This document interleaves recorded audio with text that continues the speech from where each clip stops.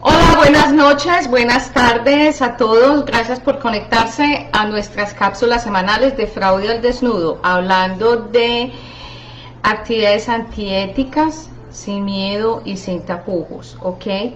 Gracias por conectarse hoy y gracias por compartir esta información que es de carácter gratuito y público, o sea que muchas personas pueden tener acceso a esta información si ustedes la comparten a través de sus redes sociales o a través de YouTube. Hoy voy a hablarles de un tema que me parece bien importante como siempre, y es cómo el ambiente de control es el mejor disuasor del fraude.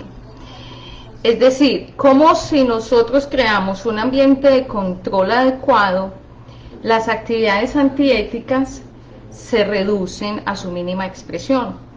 Y hablo no solamente del fraude, del abuso, que ya hemos visto que el abuso también es parte del fraude, sino que también actividades antiéticas como el acoso laboral, como el acoso sexual, como ciertas situaciones que a veces pasan en las compañías, y como nosotros siempre estamos pensando en términos de auditoría, en términos de acoso, en términos de controles internos que están ligados más como a todo lo que tiene que ver sí, con la auditoría como tal, a veces dejamos por fuera situaciones que no necesariamente están ligadas a un tema de control interno, pero que sí hacen parte de ese universo humano donde pues se están rompiendo las normas, donde se están, por ejemplo, cometiendo ciertos actos que puede que no en ese momento estén afectando a la compañía,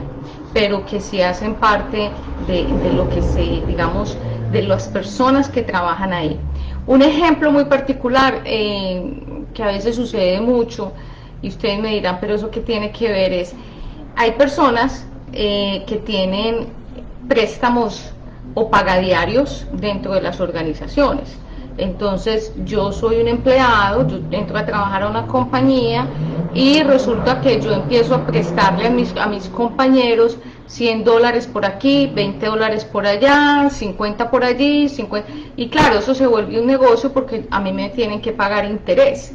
Entonces son préstamos pequeños y yo ya tengo negocio con eso. Entonces, a ver, ¿eso hace parte del rol del negocio, de la actividad económica? No.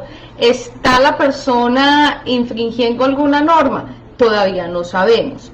Pero ese negocio que hay ahí como tal, eso es un negocio ilegal, porque pues es distinto cuando uno le presta a un amigo o una amiga que tiene una dificultad económica, a uno ya tener una microempresa y a veces hasta empresas un poquito más grandes de préstamos o pagadiarios, o lo que llamamos en Colombia los gota a gotas, y que posiblemente en Latinoamérica están regados por todas partes.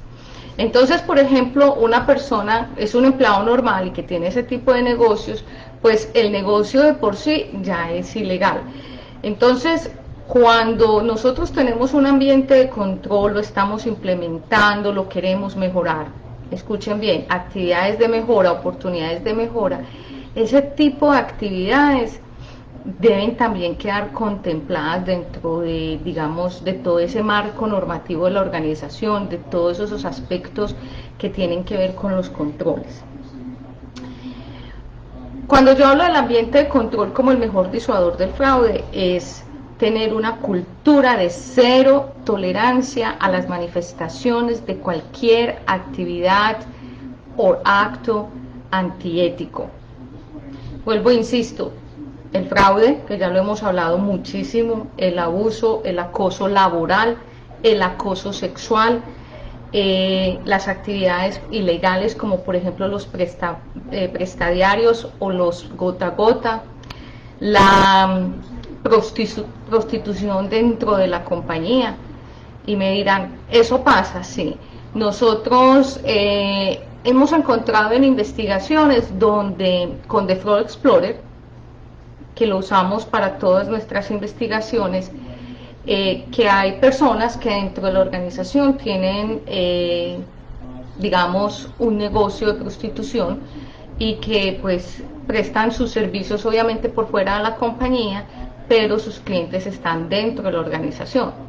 Suena atrevido, sí, la primera vez que nosotros lo vimos, eso nos pareció muy como salido de todo contexto, pero somos seres humanos, los perpetradores, los scammers, los estafadores, los defraudadores también son seres humanos, y pues a ellos actúan sin pensar si están actuando por fuera de la caja o si están actuando holísticamente. Ellos simplemente hacen lo que tienen que hacer para poder obtener dinero. Una de las cosas con las que estamos lidiando ahorita, hablando de términos antiéticos, es cómo la gente que está trabajando desde casa, working from home, las personas que estamos trabajando desde la mesa, el comedor de la casa, desde un escritorio, y muchos tienen niños alrededor y todo. Entonces, en Latinoamérica no existe esa cultura de trabajar desde la casa. Infortunadamente, el teletrabajo, working from home, trabajar desde la casa, no se ve como se viera en la misma oficina, en un lugar donde nosotros nos desplazamos. Ese término, o sea, de trabajar desde casa, ha sido muy difícil para los empresarios en Latinoamérica, porque las personas, por una u otra manera, no tienen esa cultura ética de hacer las cosas sin necesidad de un supervisor o un policía. Entonces, cuando nosotros hablamos de cero tolerancia a las actividades antiéticas, también estamos incluyendo el abuso cuando trabajamos desde casa y no estamos haciendo las actividades que normalmente hacemos en la oficina. He tenido dos conversaciones con personas allegadas donde en este momento el problema no es el COVID-19, el problema no es que la gente se esté muriendo, se esté enfermando, sino que el problema actual es cómo la gente que debe trabajar desde casa no lo está haciendo correctamente. Entonces hay un desgaste impresionante de los supervisores, de los dueños de las empresas, de los jefes de departamento, verificando que las personas sí estén conectadas, que las personas sí se estén viendo por cámara. Es decir, se está perdiendo muchísimo más tiempo en vigilar la mediocridad y el abuso que en producir resultados. Y suena muy incómodo, pero de eso se tratan las cápsulas de Fraude al Desnudo, de hablar de lo que la gente no le gusta escuchar. Pero tenemos que ser sensatos y honestos. Si nosotros en este momento somos líderes de procesos, si nosotros tenemos un equipo a cargo, a muchos les ha tocado estar pendiente que esa persona sí se conecte al tiempo que es, si esté disponible en el tiempo que es, si esté trabajando las 8 horas del turno, en fin, y todo lo que con eso conlleva. Entonces se deja de producir por vigilar la mediocridad. Entonces, esta conversación que tengo con ustedes hoy, hablando de el ambiente de control y esa cultura de cero tolerancia a las actividades antiéticas, incluyendo el abuso y la mediocridad, hacen parte de esa cultura. Cómo nosotros podemos instaurar procesos donde la gente, a las personas no las tengamos que perseguir, a las personas no les tengamos que decir conéctese a las 8, desconéctese a las 5. Entonces, en ese ambiente de control hay que pensar en todos esos temas.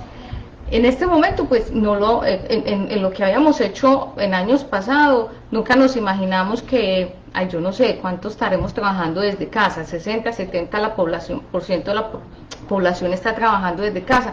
Eso no lo habíamos tenido en cuenta dentro de nuestros panorama de riesgos, nuestros mapas de riesgos.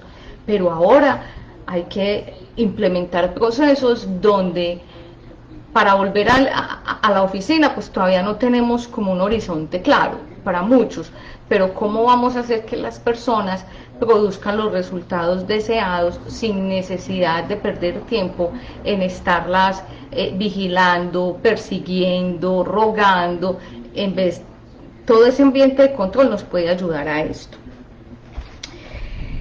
La actitud férrea de no dejarse tentar, ese es otro de los aspectos bien importantes en el ambiente de control. Y eso empieza desde la casa, eso empieza desde el, digamos, el top de la compañía. Eso se llama the tone of the head, el tono a la cabeza. ¿Quiénes son los primeros que tienen que cumplir, digamos, que con digamos que tener eso tan interno, llevarlo en todos sus aspectos personales, empresariales, sociales, de no dejarse tentar por ninguna actividad antiética? Suena muy fácil, pero en muchas ocasiones, cuando yo, por ejemplo, voy a una conferencia y hablo acerca de este tema y hago el test de conciencia acerca de qué tan éticos somos o qué tan corruptos somos, nos damos cuenta que a veces es difícil cumplir con las 64 o 70 preguntas que tenemos ahí. ¿Por qué? Porque creemos que solamente el fraude, o que solamente el terrorismo, o que son las guerrillas, o el que vende droga en la esquina son los únicos que están cometiendo actividades antiéticas, y resulta que no. Se nos están volviendo ciertas actividades como delitos de paisaje, como ese tipo de cosas que, eso pasó, pero es que todo el mundo lo está haciendo, entonces yo ¿por qué no lo puedo hacer? Pues si la gente no paga impuestos, yo también voy a dejar de pagar impuestos. O es que las personas se están pasando la luz del semáforo en rojo, yo ¿por qué tampoco lo puedo hacer? Entonces, cuando hablamos de la actitud férrea, no dejarse tentar ante cualquier actividad antiética, no es solamente abuso, no es solamente fraude, no es solamente lavado de dinero, no, es cualquier actividad que vaya contra, digamos, contra el comportamiento del ser humano, que es hacer las cosas bien, que es hacer las cosas correctas, sin pasar por la indignidad de las personas, sin asumir esos riesgos que muchas veces son actos estúpidos, porque sabe que no se puede pasar la luz del semáforo en rojo, pero se la está pasando.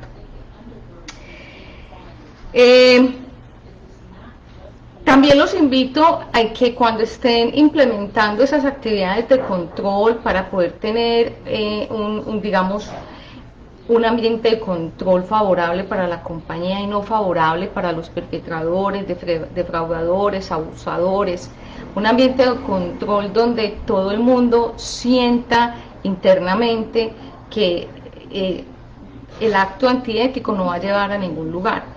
Son esas personas que todo el tiempo saben que la compañía es transparente, tiene relaciones excelentes con sus clientes, sus proveedores, siempre está buscando el bienestar de todos sus contrapartes, en fin, todas esas actividades que hacen que la compañía sea confiable para la sociedad, porque su transparencia es siempre la mejor. Y también es importante saber qué mensaje se le va a entregar a las contrapartes. Recuerden que las contrapartes son los clientes, proveedores, los accionistas, la junta directiva, todas aquellas personas naturales, jurídicas, físicas o morales que tienen una relación contractual con la compañía. Y hablo de esto porque muchas veces cuando nosotros estamos creando campañas para supuestamente incentivar las actividades éticas, el comportamiento, para, digamos, buscar un ambiente más favorable para la compañía y desfavorable para los perpetradores, a veces usamos términos que no son los más correctos o se manda el mensaje incorrecto. Hace poco estaba leyendo dentro de estos temas de ambiente de control una crítica muy grande que le hicieron a la Administración de Impuestos de Colombia, porque ellos están en una evolución, digamos, están haciendo unos cambios asombrosos dentro de toda la administración de impuestos en mi país, y decidieron, entre todas las discusiones que tuvieron para mostrar una cara diferente a las contrapartes de la Administración de Impuestos de Colombia un eslogan que dice así: DIAN por una Colombia más honesta. Entonces, las críticas empezaron a llover por un lado y por el otro, porque la honestidad no tiene un tono de color, la honestidad no es más oscurita o más blanquita, o la honestidad tiene áreas grises, no. Hay que tener cuidado cuando se hacen esas campañas, porque cuando nosotros decimos soy más honesta, quiere decir que todavía no soy 100% honesta, que era menos honesta que ayer, pero ahí voy en el camino de la mejora. Entonces, hay que crear mensajes que sean impactantes, directos, claros. Hay que mandar un mensaje explícito a las contrapartes de que la compañía como tal, en su control interno, no se deja tentar, hay una actitud férrea, hay una cero tolerancia a las actividades antiéticas. Pero entonces, vuelvo e insisto, si lo va a hacer con un eslogan, si lo va a hacer con ciertos controles, hay que tener mucho cuidado de cómo se entiende el mensaje por las otras personas. Ahora, me dirán que es que uno es el que habla y el del problema es el que no entiende. No, eso no funciona así. Y no funciona ni en la vida personal ni en la vida social. Uno tiene que ser responsable de las cosas que también dice. Entonces, en estos temas del ambiente de control, me dirán, dame ejemplos. Entonces, poner, por ejemplo, sistemas de seguridad que se vean. Para entrar y salir a la compañía, sistemas claros para poder registrar quién está entrando, quién está saliendo, registrar las personas que llegan. Que hayan cámaras visibles, que el perpetrador las vea, que sienta que cuando va a esa compañía él se sienta incómodo, que haya campañas publicitarias donde en todo momento se le está diciendo aquí no aceptamos ninguna actividad antiética. Que constantemente se estén bombardeando en los sistemas de comunicación de la compañía mensajes acerca de que no aceptamos a las personas antiéticas. Y de esta manera las personas, cuando quieren ingresar a las compañías, los perpetradores se aburren, saben que ahí no van a tener tanta libertad, no van a tener una banda, un ancho de banda para poder trabajar, van a saber que en esa compañía todo el mundo se cuida con todo el mundo. En un ambiente de control que sea bueno para la compañía, ahí existe también el autocontrol. Se le enseñan a las personas, a todo el personal en general, que si yo controlo mis actos y puedo ayudarle a los demás a hacerlo, entre todos nos vamos a cuidar. Y no se trata de ser policías o supervisores de los otros, sino que cuando eso ya lo llevamos interiorizado, cuando nosotros decimos yo no me dejo tentar, yo no voy a participar en una actividad antiética, pero también sé que yo en esa compañía puedo alzar la mano y decir, hey, yo creo que yo vi algo, podrían ustedes investigar e ir un poquito más allá. Cuando el empleado se siente, primero, se siente que está respaldado, que se siente que él hace partícipe de la compañía y siente que él también hace parte de ese sistema de controles, los empleados generalmente son los primeros que ayudan a detectar los gaps de los controles internos. Por eso es bien importante que en el diseño de un ambiente de control, llámelo políticas, reglamentos, código de ética, el reglamento para los trabajadores, todo lo que hace parte del sistema o el ambiente de control, los empleados hagan parte de eso. Y cuando un perpetrador llegue a buscar empleo o por cosas de la vida lo llamen porque hay una vacante, el perpetrador generalmente siente que ahí no puede hacer muchas cosas, entonces pierde tiempo. Entonces dice, bueno, yo para llevarme de aquí algo me voy a demorar 2 o 3 veces más en tiempo lo que lo puedo hacer en otro tipo de compañía. Entonces el sistema de control o el ambiente de control para mí siempre ha sido el mejor disuador del fraude. A mí siempre me preguntan cuáles son las mejores cosas para que la gente no cometa actos antiéticos. Es el tono a la cabeza, el ejemplo. No estoy hablando ni de libros, ni de códigos, nada. Empiece porque las personas con más alto nivel en la compañía siempre están hablando el mismo lenguaje. Cero tolerancia a las actividades antiéticas, actitud férrea de no dejarse tentar, el respeto hacia los demás y siempre que buscando el bienestar para todas sus contrapartes. Voy a ver quién está por aquí. Ani es de Guatemala, Luis nos saluda desde El Salvador, Orlando desde el Perú, Rey desde Guatemala, Lady desde Colombia. Bueno, muchísimas gracias a todos por conectarse. Adier, mucho que hacer en riesgo y actualizar las normas de auditoría interna. Sí, otra cosa es que nosotros, gracias Adier por decirme esto, otra cosa es que se hacen ciertos protocolos, se crean ciertas políticas y quedan muy bonitas, muy organizadas en unas carpetas blancas o azules, del color que ustedes quieran, y las guardan allá en una vitrina, las guardan en una estantería, en una biblioteca, y no se vuelven a acordar de ese tipo de situaciones. Y resulta que las compañías son como personas, van evolucionando todos los días tienen nuevos negocios, hay unas que van introduciendo más productos, pero el mismo ambiente económico cambia.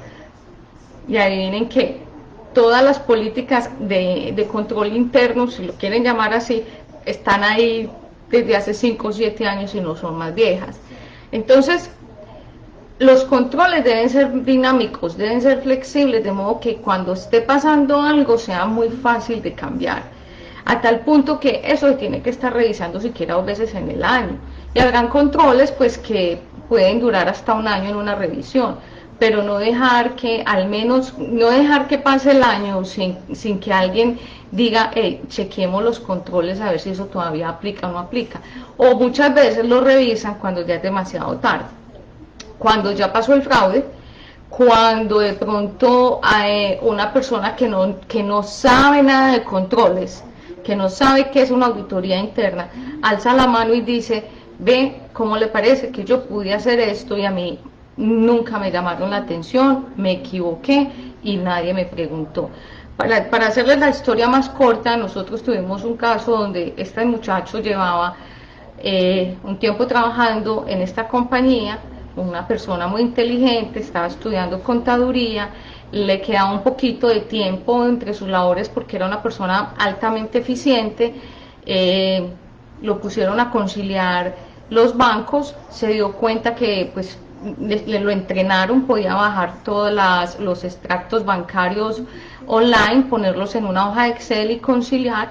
Un día cualquiera él se equivocó, él no dijo porque se había equivocado, auditoría interna pasó por encima del error y no lo vio, y él dijo, ve, qué tan particular, nunca dijo algo, o sea, ese fue el primer error, él nunca dijo, me equivoqué, pero auditoría interna, que se supone que debió haber detectado, tampoco lo vio, y él, sin que tuviera una gran necesidad, ahí es donde el triángulo del fraude se empieza como a diluir, encontró que había una oportunidad, y encontró la justificación, y la necesidad no la tenía, y empezó a robar. Cometió un fraude sustancioso, unas pérdidas económicas importantes, y él mismo lo dijo, fue muy fácil. Así que si hay unos controles internos es porque vamos a chequear que esos controles internos estén trabajando. Nos saludan desde Bolivia, voy a pasar mi mouse aquí. Nos saludan desde Bolivia, Rodrigo, Germán. Mucho que hacer en ambiente de control, totalmente de acuerdo. Es apasionante todo lo que podemos ver ahí, y sobre todo ahora con este new normal que estamos viviendo, la nueva vida que llamamos normal, donde el mapa de riesgos está totalmente diferente ahora. Enrique nos dice que en Colombia se presentó un caso donde el empleado le piden un porcentaje de su sueldo para mantenerlo en un cargo público. Sí, gracias Enrique. Un cargo público, mediocridad y falta de ética por parte de los colaboradores, no debe haber una política al lado del trabajo. Lo que pasa es que eso ya lo habíamos visto, gracias por recordármelo, Enrique. Siempre que hablamos de corrupción, nos suena corrupción igual gobierno. Quitémonos eso de la cabeza. Corrupción es para todos. Y vuelvo y les insisto, con el test de conciencia que yo me inventé por ahí, que me reuní como unas 70 preguntas, todos somos corruptos. Por eso es que cuando yo acepto que yo necesito ayuda y que yo soy yo la que me tengo que corregir, y usted, y usted, y usted, ahí es donde empezamos a mejorar. Pero no le chutemos el balón al Estado, a ningún gobierno. Y resulta que cuando hablábamos de la corrupción en los recursos humanos, en las áreas de recursos humanos, departamento de personal, de talento y cualquier cosa, me decían, ¿cómo que va a haber hay corrupción? Hay y montones, de todos los tipos. Gente pidiendo dinero para poder recibir el currículum vitae o la hoja de vida, para poder llamar a las personas a entrevista e incluso para engancharlos.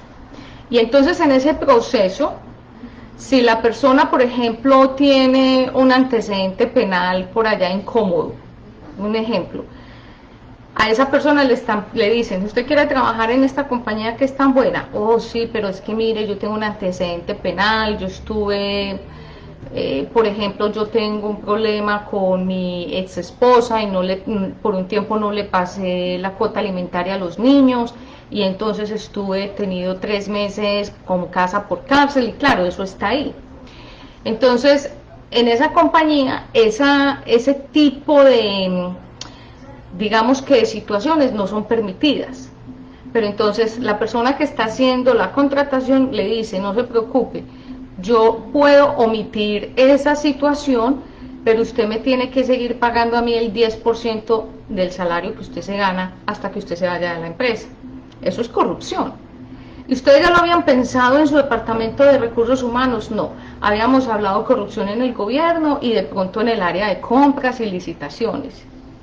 Esa es una. Y la otra es la que nos dice Enrique, yo lo contrato, pero usted a mí me sigue dando parte de ese salario. Esa historia salió con los movimientos políticos, y eso lo han tratado de disfrazar mucho con la cuota política, pero en los cargos públicos se ve y se seguirá viendo por mucho tiempo, que van, de acuerdo al político de turno, él va colocando, va contratando, sugiriendo quién es el que sigue en esa lista de empleados públicos, si no son de carrera, y les va a pedir cierto porcentaje del salario. Gracias, Enrique. Mi mouse está loco. Ok. Enrique, es por ello que el empleado debe conocer las consecuencias que puede llevar a una acción de fraude, conocer el código de gobierno corporativo. Mire, pero es que el empleado no va a leerse ese mamotreto, por eso el diseño de los controles tiene que ser claro, contundente, ilustrativo, que a la gente le guste leerlo. Si a uno le muestran un código de conducta de 70 páginas, aún de 70 páginas, es un ladrillo, a la gente no le gusta leer en la mayoría, por eso hay que hacer campañas, por eso hay que tener los avisos, por eso hay que hacer las capacitaciones. Invéntense otras formas de hacerlo, pero el código de conducta estará ahí. Muchas veces a uno le entregan el reglamento interno de trabajo o el reglamento del trabajador, es un libro pequeñito, flaquito, 20 páginas, uno tiene que firmar de que lo recibió, y hay gente que lleva 10 años en la compañía y no lo ha leído. Y que la aplicabilidad sea pues eficaz. Gracias, Enrique. Bueno, estamos aquí para que ya terminemos. Buenas tardes. Gracias, licenciado Marca Bonilla, aquí estará. Aquí estamos. Me gusta el mensaje de Aristóteles: educada al niño y no tendrás que castigar al adulto. Sí. El ambiente de control se fundamenta en el autocontrol, la autogestión y la autorregulación. Gracias, licenciado Bonilla. Excelente aporte. Hoy les traigo algo muy interesante hablando de los fraudes de la semana. Este no es un fraude de la semana, sino que hay veces que me recomiendan libros para leer o documentales. En este momento en Netflix salió ya el documental de Jeffrey Epstein. Se llama Filthy Rich, es como decir rico sucio. Este señor es americano, él aparentemente se suicidó en una celda, en la cárcel, hace como 4 o 5 meses, no recuerdo muy bien la fecha. Pero él creó toda una pirámide sexual y de trata de personas. Para recordarles un poquito la historia, este señor tenía muchísimo dinero, ya les cuento cómo lo hizo, tenía muchísimo dinero, y a él le gustaban las niñas entre 12, 14, 16 años. Reclutaba niñas en los colegios en Palm Beach, en Florida, y a su vez a cada niña le pagaba $200, y a su vez a las amiguitas de esas niñas les pagaba $200 cada vez que le traían más niñas. Palm Beach, cuando vean la historia en Netflix, tiene como 2 sectores: el sector de los megamillonarios y el sector de los megapobres. Entonces él lo que hacía era reclutar, y lo divide un puente, y lo que él hacía era y mandaba a alguien al sector más pobre de la ciudad, es un pueblo, pues es una ciudad pequeña, y allí reclutaban estas niñas y se las llevaban a él. Y pues habían unas que pues se volvieron reclutadoras, y a su vez estas niñas, cuando ya cogían como mucha confianza, porque eran mujeres muy pobres, muy humildes, lo que hacían también era empezarlas, digamos, a rotar con los amigos. No lo he terminado de ver, me encanta la forma en que lo están abordando, porque es una investigación que va de la mano de la policía, del departamento de policía de Palm Beach, del FBI, y también de un investigador experto en fraude en todo este tema, que trabaja para Vanity Fair. Entonces no es una película, no es la telenovela, no, es un documental con hechos reales de lo que él hizo y las víctimas. Estamos hablando de trata de personas. Lo que yo no sabía y me impresionó, yo nunca me he preguntado él por qué tenía tanto dinero. Ignorante yo, que pensé que era el papá o la mamá que le habían dejado una herencia. Pero miren lo que hacen los perpetradores. Y es interesante, a mí me apasiona mucho este tema del comportamiento del perpetrador y de su psicología criminal. Porque él viene de una familia humilde, pero él no puede terminar el college. Aquí las personas salen del high school, se van 2 años para el college y después van a la universidad. Entonces el college son 2 años donde se ven unas materias muy para todo el mundo, muy generales, y ya en la universidad estudian exactamente lo que la persona necesita aprender para ser abogado, contador o médico. Entonces generalmente todo el mundo va al college, y él no pudo ni siquiera terminar el college, pero cuando consiguió su primer empleo, él dijo que sí lo había terminado, y se fue a enseñar matemáticas a un high school, a una escuela secundaria. Allá no le hicieron, hace tantos años la vía de diligencia no existía. En todo caso, él consiguió su primer trabajo cometiendo fraude. ¿Ok? Se sale de ahí y se va a trabajar al mundo financiero, y empieza a hacer sus pinitos con un mundo de mentiras, a tal punto que lo cogen en las mentiras, y él dice que sí, dijo sí, yo tengo que contarle mentiras a usted para poder que usted me diera el trabajo, porque si no nunca me lo hubiera dado, con una frialdad impresionante. Cuando entrevistan a este señor, que fue lo primero que lo contrató en el mundo financiero, él mismo dice: yo me arrepiento de haberlo dejado en la compañía, a pesar de que yo me di cuenta que dijo mentiras y que cometió fraude. Si yo lo hubiera echado de aquí, la historia hubiera sido diferente.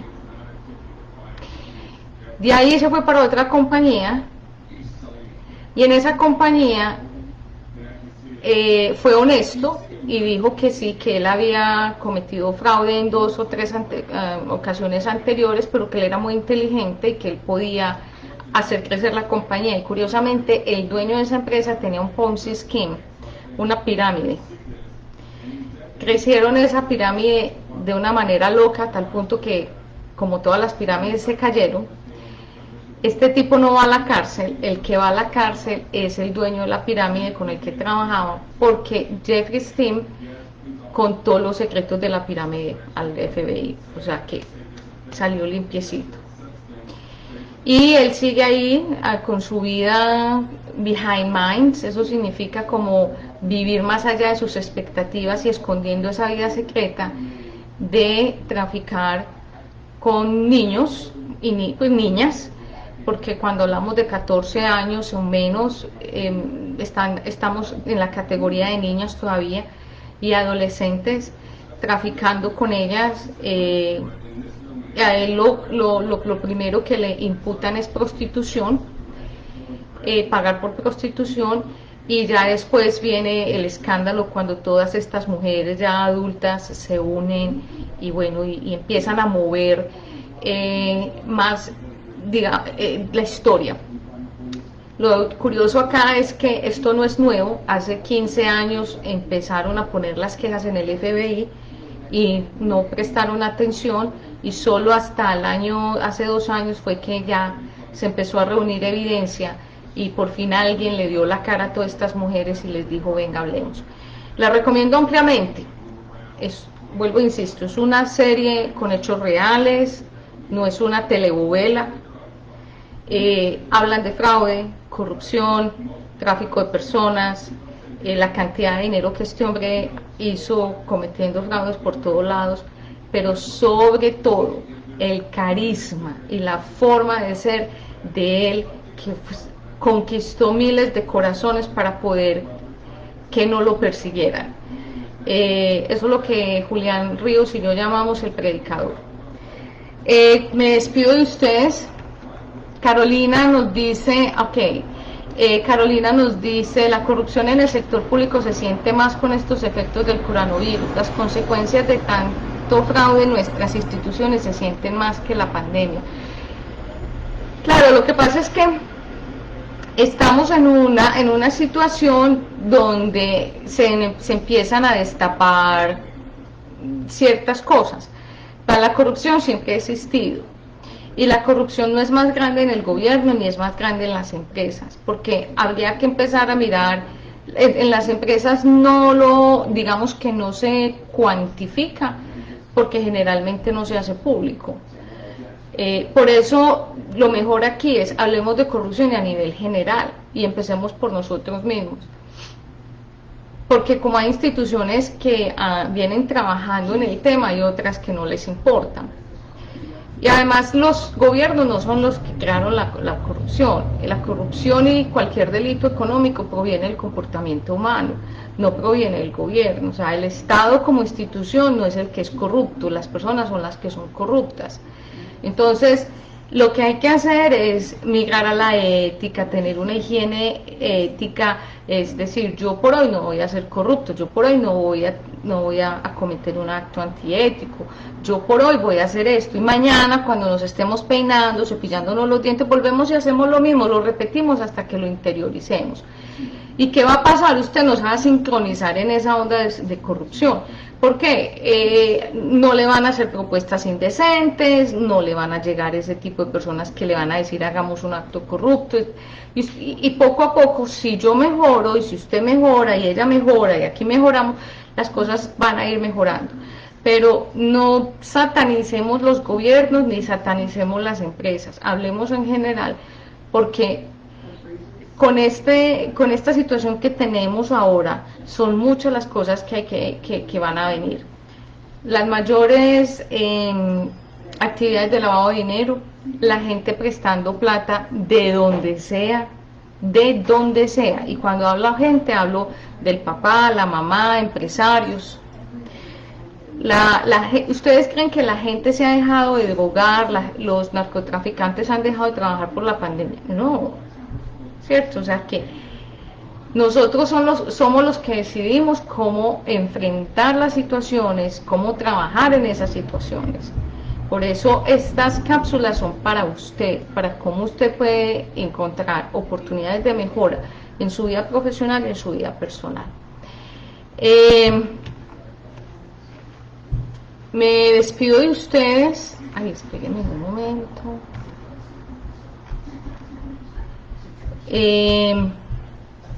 Me despido de ustedes, muchas gracias por conectarse en la noche de hoy, nos vemos la semana entrante. Hay muchos mensajes. Aquí nos dicen, espérenme, el trabajar en casa, nos dice Rey, es de hacer conciencia y ética a cada profesional, ya que no están las vacaciones, sino para atender aspectos de avance en una auditoría o proceso. No obstante, el trabajar en casa conlleva algunos factores que dificultan, como el caso de los hijos que tienen que estar en plataforma recibiendo sus clases y hay que organizar el tiempo. Ah, sí, claro, esa situación la conocemos todos. Yo cuando traje este tema de las actividades antiéticas y le añadí el tema de la mediocridad, es porque una persona muy cerca a mí tiene ese problema en este momento. Entonces dice, ellos no pueden trabajar desde casa porque tienen no pueden ir a la oficina porque no quieren arriesgarse, y no pueden trabajar desde casa porque tienen otra circunstancia. No se les puede suspender el contrato, o sea, no pueden hacer algo. El trabajador se niega rotundamente a recibir las recomendaciones. Y hay otros que dicen, no me pude conectar, estuve tratando, no tuve internet, cualquier situación para poder trabajar, pero cuando nosotros ya le hacemos la debida diligencia, pues para eso es que a uno le llegan los casos, esas 2 o 3 o 4 horas que estuvo perdido o perdida, la persona estuvo recibiendo correos personales, estuvo posteando los videos, estuvo haciéndole clic y me gusta en las redes sociales. Entonces a eso llamo yo el problema. El problema no son los hijos, ni que hay veces nos toca levantarnos más temprano, trabajar hasta tarde. No, eso lo entendemos. Es cuando las personas dicen, no, si yo no estoy en la oficina, yo no lo puedo hacer desde casa. Nos dice Carolina, muchos fraudes son desvelados cuando testigos o víctimas se cansan y lo denuncian. No todo es detectado con facilidad, por más bien diseñados que estén los sistemas de control, ya que en estos casos existen complicidades. Por eso, de las oportunidades de mejora que yo les he dado es, siempre entrevisten las personas cuando se vayan a ir de las organizaciones, siempre. Y esas entrevistas no es que cómo le pareció la compañía, en qué cree que podemos mejorar. Haga preguntas claras, directas y concisas. Otras oportunidades de mejora es siempre hacer siquiera una campaña anual sobre la administración de riesgos. Siempre debe haber una campaña donde las personas se sientan cómodas y aprendan de ese tema. El autocontrol, sentir que la persona es capaz de ayudar en el control de la organización, téngalos presente. Yo pienso que las personas que más conocen las compañías son las personas de servicios generales, las personas que están en logística. Nosotros muchas veces como auditores, como administradores, como gerentes, no tenemos el big picture, la foto en tamaño grande, pero no conocemos todos los detalles por donde se están desviando los recursos. Y por último, hay que integrar a toda la compañía. No miremos al de servicios generales como si fuera el de menos, no. Todos trabajemos juntos en pro de eso y hay que mantenerlos actualizados. O sea, vuelvo, insisto, por más de buenos que estén diseñados, sí, es muy simple. Si usted dice que sus controles, digo en general, están muy bien diseñados, pero la gente está cometiendo fraude, entonces no están tan bien diseñados. Y a la gente hay que ayudarle, entregarle recursos para que puedan hablar. Entonces, canal de denuncias, hotlines, una página web, un buzón de sugerencias, llámelo como usted quiera, pero a la gente hay que ayudarle a que cuente Recuerden que hay un eslogan que dice, if you see something, say something. Y si usted ve una cosa, dilo, avísalo. Entonces a la gente hay que brindarle una zona de confort, hay que ayudarles a que cuando ellos vean algo que consideren no es ético, ellos puedan, digamos que comentarlo o denunciarlo, porque cuando uno habla de denuncia, eso ha sido horrible, ellos lo puedan comunicar sin que hayan represalias. Bueno, ahora sí nos vamos, muchísimas gracias, si no aquí nos quedamos toda la noche. Si hay más comentarios yo los estaré contestando y vuelvo, insisto, por favor muchachos, niñas y niños, ayúdenos a que esta información llegue a más personas, denle en el share, compártanlo en las redes sociales para que ayudemos a que la curva de las estafas se aplane, no solamente la de la pandemia, aplanemos la curva de las estafas juntos. Hasta luego, bendiciones, chao.